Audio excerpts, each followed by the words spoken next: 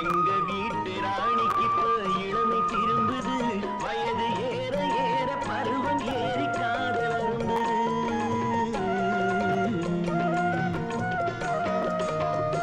எங்க வீட்டு ராணிக்கு இப்ப இளமை திரும்புது, வயது ஏற ஏற பருவம் ஏறி காதல் இருக்கா? சோப்பா இருக்குமா? தாரே தாரே. ஒன்னும் அவசரம் இல்ல, மொல்லமா தேடுங்க. சரிம்மா சரி.